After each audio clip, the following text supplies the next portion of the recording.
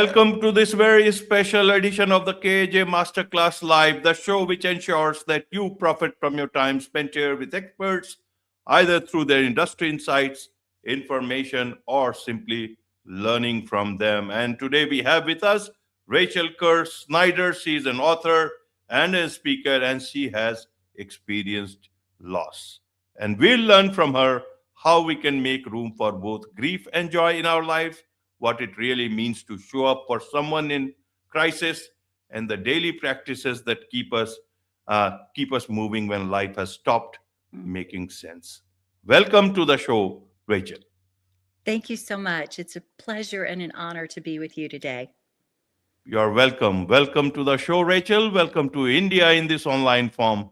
And I'm sure not just in India, but a lot of people across the globe will benefit from what we are going to talk right now. We'll learn from you about how one can put the eye back in spirit. We'll talk about all this and your story. But before that, let's learn a bit about your journey, your background, your story, so that the audience knows who they are listening to.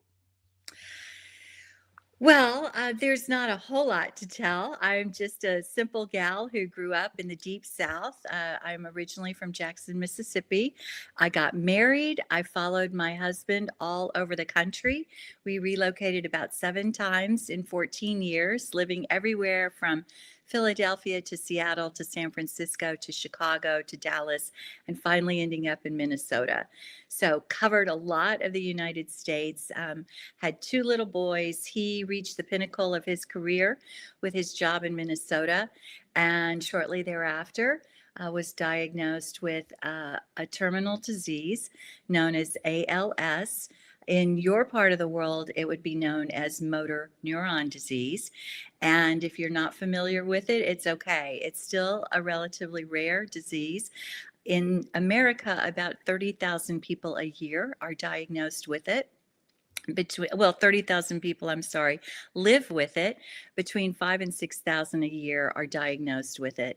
And it is a disease that actually kills the motor neurons that are in your body, which carry the messages from the brain to the muscles. So the body actually self-paralyzes while the brain stays intact. So you know exactly what is going on. So imagine that you have an itch at the end of your nose and you cannot raise your arm to get your finger to the end of your nose to scratch that itch. And yet you're very much aware that you've got an itch.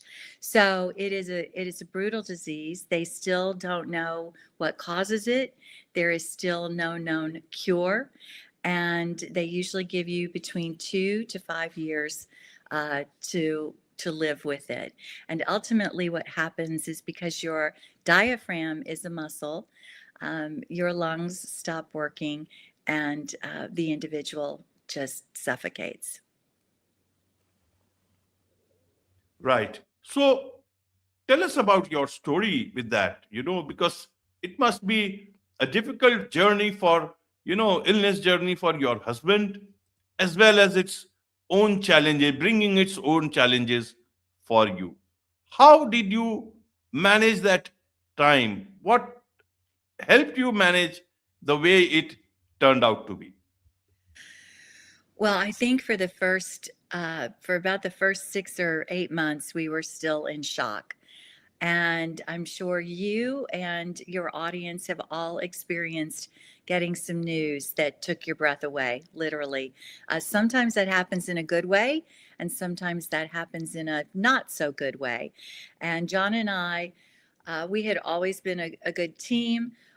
We had been together, we'd been married for 21 years, and we knew that this was causing our life a major shift. And they call it anticipatory grief when you get some news that's going to change the way you view your life, and you start grieving the losses that you know you'll never experience. And that was our case. We knew we would not grow old together.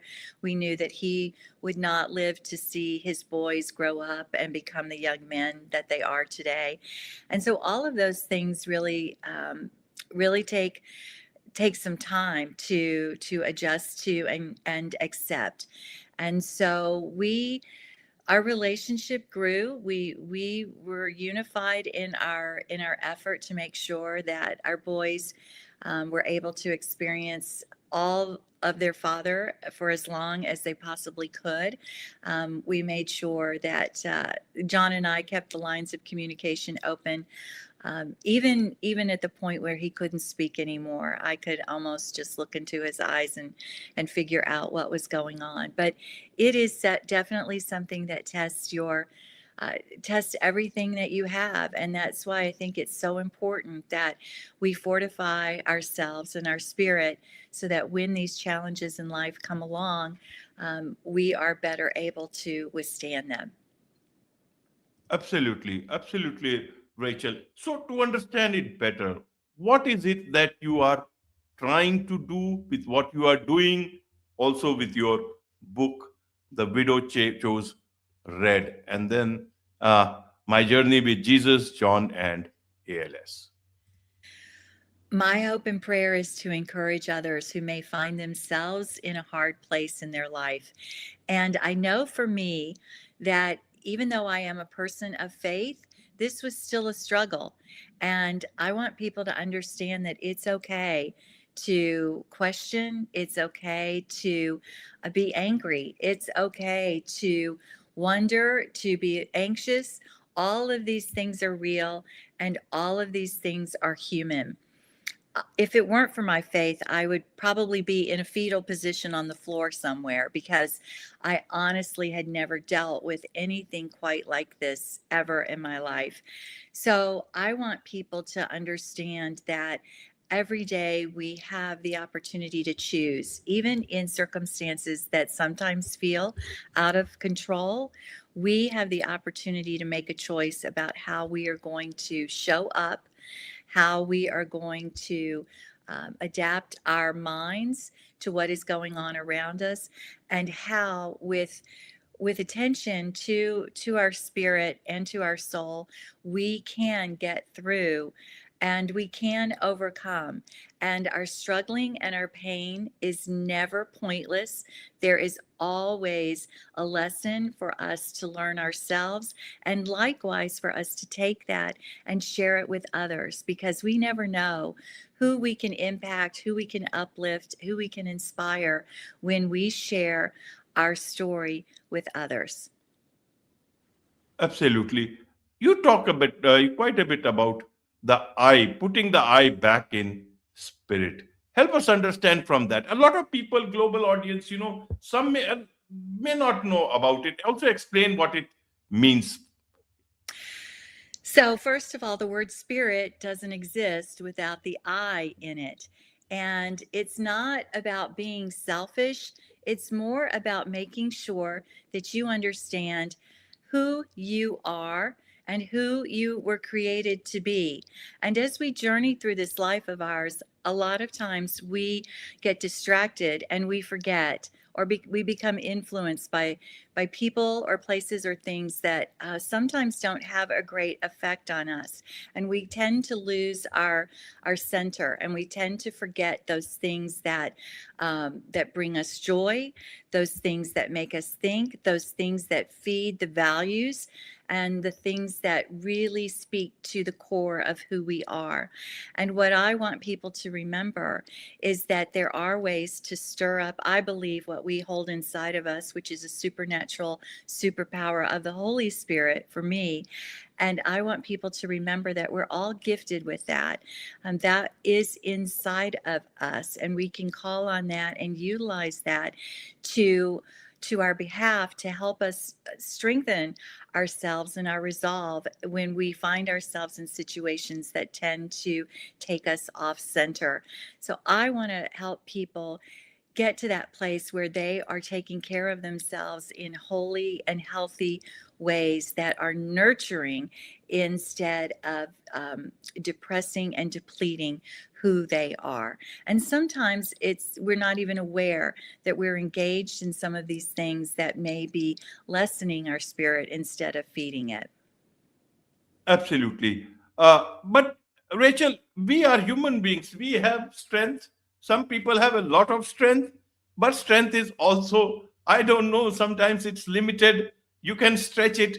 But then dealing with, your husband's illness, and then you talk also or talk about navigating the road of teen addiction. Means sometimes it can be. Help us understand then the source of your strength. Is faith enough, or there is another source that one can look into? Well, absolutely. I think faith is at the core and at the center of it. But it is so important too to surround yourself with a tribe of people who can support you and who can see you in different ways.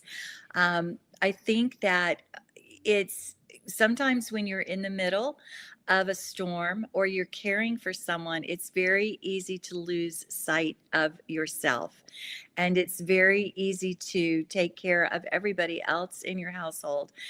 And sometimes, as I mentioned, it becomes difficult to really understand how depleted you have become. So I think having a support system is important, having a community that you are connected to. And the wonderful thing about how we live today is we now have this virtual community that really didn't exist 15 or 20 years ago. And now, through the platforms of social media, you can get connected with people all over the world. You can find someone who is going through the same situation and who can rally with you and share ideas and exchange strategies on how to cope. So that is one wonderful benefit that exists now that I didn't have the ability to take advantage of. There are support groups out there. There's your community in terms of your church, and I just I believe that although we live in a world that's very connected digitally, sometimes we lose the ability to connect personally. So I encourage you to strengthen those relationships with the people that you love. And if you need professional help, I will tell you, I sought out a therapist too, because I had never helped anybody die before. And I wanted to make sure that my husband finished well and that I was still strong enough and standing to care for my two young boys. So it's important to take a minute and assess too what kinds of help will work best for you. And sometimes it's a trial and error. But I would start at a place of faith and grow from there. Absolutely. What about, building a life for yourself after that, empowering yourself? Did this author thing, speaking stuff, did that happen, very recently, or you were engaged in this from much before? The book, I thought that I would be writing the book and building a platform very soon after John went to heaven. And unfortunately, that did not happen. As you mentioned earlier, my I have both two boys, 10 and 14, when their dad died. The oldest son chose the road of addiction. And so that was a whole new journey for me. And as a single parent, I only had so much time to do so many things. So 13 years later, I've released this book. And as the first part of the story, the second part will be about the boys, the Bible, and the battles. And it will chronicle my journey as a widow at 49, raising these two young boys, and how they each chose a different path to deal with the grief and with the trauma. And so now is my time. I think I had to wait or because there was more to the story that needed to be told and shared. And the third book will be about how I met a widower who was left with four young girls. And we there then dated long distance for 10 years, waited for all of our children to graduate high school, and then we took them to the Holy Land and got married in Israel at the Sea of Galilee. So I would also encourage people to understand that sometimes our hearts are broken so that we can love more and experience life even more fully and more abundantly than we imagined. But it sometimes just doesn't turn out the way that we thought it would. Absolutely, absolutely, Rachel. So the widow chose red. Help us understand the title for the audience. Well, the widow chose red because it was a celebration of life. And I do believe that our culture has come a long way in recognizing that this is a time to remember all of the good that this person brought into our lives and into the world, and really looking at it very differently than just focused on the fact that they are no longer with us. And of course, we miss them, but it's so important to remember all of the good things. So I chose red because red is the color of love. Red is the color of passion. Red is also the color of fire and the flame, which is represented, the Holy Spirit is represented by that in the Bible, especially during Pentecost. Absolutely, absolutely, Rachel. So, in a nutshell, what is it that you would want to tell the world about your message? I want people to understand that um, there is a way through whatever you might be dealing with, to not give up hope. And even though sometimes the happily ever after that you are looking for turns out very different, there is always a hopefully ever after with your belief and with your faith. It will carry you through. It doesn't mean it will be easy, but it does mean that you will learn and you will see, once you've overcome what you're going through, that there was a reason for it. And you will overcome. Just give yourself grace, give yourself time, and give yourself permission to feel everything, and get the help that you need. And just remember, you are never ever alone. Absolutely. You are never, ever alone. There is so much to learn about all this from you, Rachel, and I'm sure a lot of people across the world would want to connect with you, learn more about your journey, learn from your book, as well as books, upcoming book. What's the best way for them to do so? Oh, please reach out to me through my website, spiritedprosperity.com. There's a way for you to connect with me there. I'm also on the social platforms: Facebook, LinkedIn, YouTube, and Instagram. The book can be accessed through Amazon and local retailers, and it's also available on audio. If you prefer listening, it is a 5.5 hour recording, and I did record it myself. And I would love to connect with you, become a part of our virtual community, and let us help you walk through whatever it is you may be going through, or celebrate with you as well. Wonderful. With this, it's a wrap on this very special edition of the KJ Masterclass Live. Thank you so much indeed for joining us.